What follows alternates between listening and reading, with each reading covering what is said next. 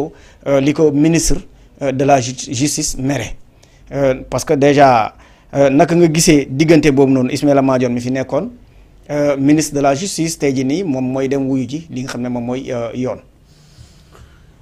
Ismaïla Madior duma ko génnee ci bépp citoyen sénégalais bu mu doon nekk un universitaire mais impliqué woon politiquement ba am fonction de ministre li ñu war a mën a toppee ministre su ko dalee dañ ko ci topp il peut pas y avoir un Ismaïla Madior exceptionnel un Ismaïla Madior universitaire un Ismaïla Madior dafa engagé woon politiquement exercer une fonction de ministre bu fekkee ni gis nañu ne am na lu mu fa jalgati pourquoi duñ ko woo ci yoon comme d'autres ministres yuñ fi woo donc côté boobu noonu laa ci prononcé woon léegi nag li ma xamul mooy Ismaïla Madior moom mi génn wax ne ministre bi da ko bëgg a poursuivre mais ci ban dossier lañ ko bëgg a poursuivre. nee na moom sax xamagul ndax bu fekkee ne nee na bu fekkee ne mais kan moo wax ne dañ ko war a poursuivre. bu fekkee ne moom dafa jàpp ni ministre de la justice Ousmane la. waaw Diagne la. non mais est-ce dama bëgg a wax ni est-ce que dafa am lu génn di wax ne dañuy poursuivre Ismaïla. waaw dafa war a dem wuyu ji. bokk na ci ñi war a wuyu ji. ñi war a dem wuyu ji assemblée nationale ci haute cour. pour affaire fonds Covid yi. non. moom dafa wax ni bu fekkee ne ci fonds Covid la il a été clair ci entretien bi. mu ne le. mais kon yomb tontu bi yomb na maanaam xoolal comme cela veut dire que comme je te dis je fais confiance au magistrat donc je considère que xoolal du ma tudd ministre bi du ma ko nangul Ismaïla Madior comme du ma ko nangul keneen kenn du ñu embarqué ci yooyu man dama bëgg république bu stable bu transparent et cetera donc kenn du ma dugal ci loolu xam nga lan la comme ni ma la ko waxee Ismaïla Madior il a été un ministre qui peut être poursuivi selon la loi comme d'autres ministres du dëgg te ministre yooyu ni ñu leen war a poursuivre mooy haute cour kon fi mu nekk nii y a rien. parce que moom nee na bu dee d'exceptionnel. bu dee ci y a pas une poursuite exceptionnelle par rapport à Ismaïla Madior. d'accord nee na su fekkee maintenant. fonds Covid bi moo tax ñuy woo actuellement ay ministres au niveau de la haute cour je considère que ni moom tam loolu moo tax justice soxla ko fa jusqu'à ce que moom mu génnee leneen luy wane ni leneen lañ ko poursuivre. mu teg ko ci table bi nit ñi xool ko. d'accord parce que nee na bu fekkee ne ci affaire bracelet électronique la dafay préciser ni amul surfacturation parce que nee na amul prix bi nga xam ne nag moom la ñu homologué ci loolu. te nee na premier bracelet yi nag premier bracelet parce que moom première commande yi fekk ko foofu. waaw beneen ministre la nee na kooku 6 milliards la ko defoon moom bi mu ñëwee daf ko négocier ba mu dikkee ko 5 milliards. waaw nee na ci 5 milliards yi noonu 2 milliards 500 mooy prix wu bracelet bi. mu ne bracelet am na bracelet yi nga xam ne nag 2 millions la coûté beneen moitié bi pour li war a ànd ci affaire technologie bi la.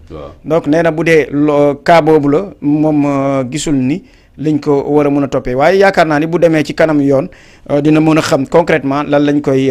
toppee voilà man daal gis nga dossier boobu. leen la dafa il me semble que déjà dossier bi je sais pas c'est voulu comme ça ou non Ismaïla Madior mooy dafa mel ne am na confusion entre Ismaïla Madior fi mu nekk nii. dañ koy woolu ndax fonds Covid wala bracelet ça n'a rien à voir avec le fonds Covid tu es d'accord avec moi. ça n'a rien à voir. waaw ça n'a rien kooku beneen procédure la su fekkee dañu war a poursuivre Madior pour affaire bracelet kooku beneen procédure la lan moo ko booleeg fonds Covid yi beneen procédure la est-ce que Ismaïla Madior géré woon na ay fonds Covid je ne sais pas donc mais comme ni ma la ko waxee Ismaïla Madior ci boppam bu génnee di waxandoo ñaari dossiers yi ça m'étonne un peu mais ce qui est sûr c'est qu'il est vacciné et majeur. c'est un homme de loi et que xam na ni suñ ko woowee au niveau haute cour woo ko au niveau de la juridiction il a les moyens de se défendre et de se faire défendre aussi parce que la loi a prévu mais génn déjà def sorti naa ministre bi moo may poursuivre lan laa ko def man loolu laa gis ni quand même doy na waar parce que loolu yaakaar naa ni exemplarité bi mu waroon am moom surtout par rapport aux jeunes ak liy xaar réew mi waroon na mën a moytu def lu mel noonu wax à peu près mënoon na gef sorteem daal ne effectivement jot naa notification que dañ may woolu haute cour mais dama bëgg a dal xelul samay militants ak waa Sénégal yëpp que je n'ai rien à me reprocher et que je vais répondre comme tous les ministres qui ont été convoqués mais vraiment bracelet fii commencé wax déjà chiffres yi fii et cetera de toute façon loolu moom Ismaïla war na xam ne ni c'est pas le citoyen simple qui va dire que oui il a surfacturé ou non. ñu jàll ci loolu parce que déjà li nga xam ne nag sénégalais yu bëri tey ñu ngi koy waxtaanee mooy Ismaïla mii di wax ni moom xam na lu bëri ndax buñ ko poussé ba mu wax ci li nga xam ne nag moom moo nekk ci justice parce que nee na am na yenn yi nga xam ne nag ñu fa nekk des magistrats yi fa nekk wala ñi nga xam ne moom jot na leen jàngal dañ koy daal di souffler yenn ci dossiers yi te moom jàpp na ni tam xëy na question li nga xam ne moom mooy justice bi tam dañ ko war a xoolaat bu baax a baax par rapport ak li nga xam ne nag moom mooy sa personne ndax moom moo incarné woon li nga xam ne moom mooy justice bi. donc dañuy loolu man d'accord ma ci wax yooyu Malang yooyu c'est très dangereux comme Ismaïla Madior comme ni ma su fekkee dañu bëgg a teg réew mi ci justice laa la wax il y a pas un traitement particulier pour Ismaïla il a été ministre. su fekkee ni il est convoqué parce qu'il a géré un ministère. il y a rien d'exceptionnel qu'il a été ministre de la justice wala ministre des forces armées nag ku ci nekk bu fekkee ni da nga exercer fonction de ministre loi bi li mu prévoir donc au-delà des personnes Ismaïla Madior fait partie des derniers ministres de la justice. tey jii Mimi Touré nekkoon na ko fi am na ñu koy wax ne 200 milliards yi am nañu peut-être un jour elle va répondre de ça. devant la justice peut-être je ne sais pas mais. kon il y a pas une exception bu ñu fi créé benn exception en tout cas du point de vue de la loi man côté boobu laay xoolee. donc en tant que ministre bu ñu ko wooyee ci yoon mu dem seetal deram. mu dem seetal deram mais nekk ci naan yii de li mu xam ci justice bi nañ ko bàyyi. loolu mooy ah bon nañ ko bàyyi mais ku nekk fi nekk am na loo fi xam ñoom xamalante ñi seen biir et cetera donc par contre comme ni ma la waxee ce que j'ai trouvé inélégant et que comme j'ai trouvé qui n'est pas exemplaire te man dama soxla trop dama bëgg trop fi nekk ni jeunes yi. aînés yi di leen wax lu exemplaire nee naa crise des valeurs pour man mooy crise d'exemplarité ah dama bëgg a wax ni kon Madior Fall comme quelqu'un qui a été ministre de la justice comme quelqu'un qui a même participé à des réformes de la constitution. ah mais moo nekkoon le tailleur de la constitution. moom lañ ko doon wooyee. bon tailleur bon léegi est-ce que tu vas est-ce qu'on va dire Amadou Ba fi mu nekk est le tailleur de la loi d'interprétation et cetera. non ma waxee bon ay surnom la daal ay surnom waaw. mais bon mais gouvernement bu nekk di nga am say juriste. c'est pas péjoratif moom mi bañul loolu. c'est pas péjoratif voilà donc loolu moom nga bañ a d'accord ci li mu waxoon loolu point de vue opinion la rek mais maintenant dama la bëgg a wax ni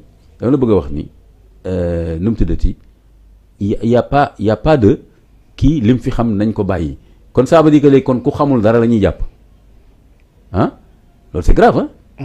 kon justice amatu fa léegi nee naa la li ma trouvé inélégant de sa part ak li nga xam ne c'est pas exemplaire pour les jeunes mooy taxaw wax ne ministre bi moo ma bëgg a poursuivre loolu mooy ministre bi il en veut à moi à ma personne mais du question justice. parce que moom noonu la ko mën a jàngatee parce que déjà moom nee na amul fenn fi nga xam ne nag plainte yi ñëw nañ wala mu mën a moo tax njortam nag foofu la toll ci ministre Ousmane Diagne parce que déjà. xëy na moom bi mu nekkoon ministre warul wax loolu. comme yeneen ministres yi yeneen ministres yi tam mën nañu wax ne Mansour Faye tam mën na wax ne Ousmane Diagne moo ma bëgg a tëjlu ndax dafa yomb fi mu nekk nii xoolal moom.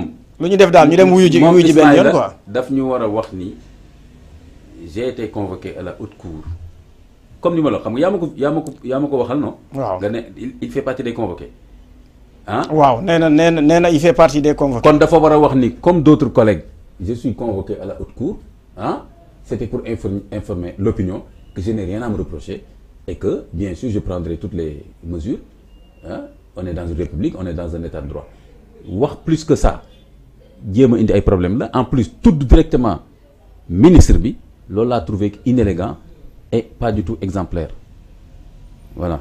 d'accord dinañ ci ñëwaat moment venu parce que déjà comme ni ngi leen ko waxee parce que y a pas mal de noms yi nga xam ne tam ñu ngi circuler ci toile bi xëy na ñoom ñoo génn di wax comme le ministre Mansour Faye tam na mu génne di ci chaîne Plateau di def yeneen explication waaye. mi ngi noonu nañ leen bàyyi ñu exprimer wu ni ñu ko bëggee. voilà nañ ko def ci nga assumer sa responsabilité. voilà ci chaîne Plateau. voilà ça c'est bien. voilà léegi nag Imam dañuy dem ci jeune bi nga xam ne nag jàpp nañ ko fële Malick jàpp nañ ko ci Ukraine ñu ne dafa daal di bokk ci li nga xam ne moom mooy soldat Russie ba ñoom ñu teg ko loxo filmer ko woon ko Sénégalais yi naka nga gisee li nga xam ne moom mooy le sort de l'étudiant bi mu nekkoon ñëw mujjee ci li nga xam ne moom mooy armée russe ak Sénégal lan la ñu diplomate yi itam lan la ñu war a mën a def pour daal di ko delloosi ci suñu réew. man li may njëkk a laajte mooy film boobu kat nu mu ñëwee nan la feeñee ci réseaux sociaux yi kan moo génne